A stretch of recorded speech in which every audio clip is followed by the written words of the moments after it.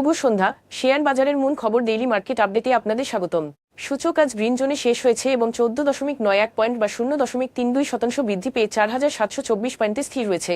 বাজারে লেনদেনের পরিমাণ ছিল 263 কোটি টাকা, যা আগের দিনের তুলনায় 17.16% বেশি।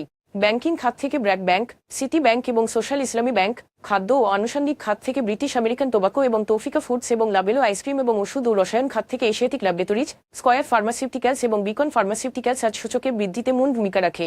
খাতভিত্তিক লাভ লোকসানের হিসেব অনুযায়ী খাদ্য ও আনুষঙ্গিক খাতে সর্বোচ্চ 2.51% এবং ওষুধ ও রসায়ন খাতে দ্বিতীয় সর্বোচ্চ 0.68% মূল্য বৃদ্ধি পায়। অন্যদিকে ট্যানারি খাতে আজ সর্বোচ্চ 0.99% মূল্য হ্রাস পায়। মূল্য বৃদ্ধি পাওয়া শীর্ষ করিয়ে আজ ওষুধ ও রসায়ন খাতে 5টি এবং টেক্সটাইল খাতে 4টি করে কোম্পানি রয়েছে। এশিয়াটিক ল্যাবরেটরিজ, দেশ গার্মেন্টস এবং বিচ হ্যাচারি আজ সর্বোচ্চ লাভ করেছে, যেখানে ফিনিক্স ইন্স্যুরেন্স, আলিফ ম্যানুফ্যাকচারিং কোম্পানি এবং উত্তরা ফাইন্যান্স অ্যান্ড ইনভেস্টমেন্টস আজ সর্বোচ্চ মূল্য হারায়। তবে এই শেয়ারগুলোর মূল্য পরিবর্তনের জন্য কোনো মূল্য সংবেদনশীল তথ্য জানা যায়নি। গত 3 মাসের গড় লেনদেনের তুলনায় আজ দেশ গার্মেন্টস, আইসিবি ইসলামিক ব্যাংক এবং এশিয়াটিক ল্যাবরেটরিজের লেনদেনের পরিমাণ উল্লেখযোগ্যভাবে বৃদ্ধি পেয়েছে।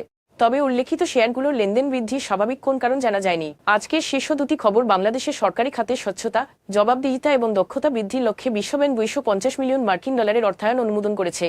স্ট্রেনদেনিং institutions for transparency and accountability SITA প্রকল্প এর আওতায় এই সহায়তা প্রদান করা হচ্ছে।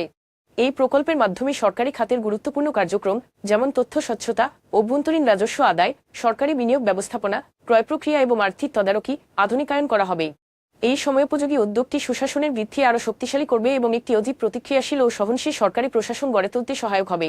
2024-25 অর্থবছরের প্রথম 9 মাসে বাংলাদেশের তথ্যপ্রযুক্তি, আইটি, রপ্তানি খাতে সামান্য প্রবৃদ্ধি দেখা গেছে, যার মূল চালিকা শক্তি ছিল কৃত্রিম বুদ্ধিমত্তা ভিত্তিক সেবার বৈশ্বিক চাহিদা বৃদ্ধি। রপ্তানি উন্নয়ন ব্যুরো ইপিবি তথ্য অনুযায়ী চলতি অর্থবছরের জুলাই থেকে মার্চ সময়কালে এই খাত থেকে আয় হয়েছে $458.18 মিলিয়ন, যা আগের বছরের তুলনায় 12.99% বেশি। বিশেষজ্ঞরা বলছেন, বিশ্বব্যাপী কৃত্রিম বুদ্ধিমত্তা প্রযুক্তির ব্যাপক গ্রহণযোগ্যতা এই প্রবৃদ্ধির পেছনে গুরুত্বপূর্ণ ভূমিকা রেখেছে। এটি বাংলাদেশের প্রযুক্তি খাতকে বৈশ্বিক অঙ্গনে একটি সম্ভাবনাময় অংশীদার হিসেবে প্রতিষ্ঠিত করছে। আজ এ পর্যন্তই, ধন্যবাদ।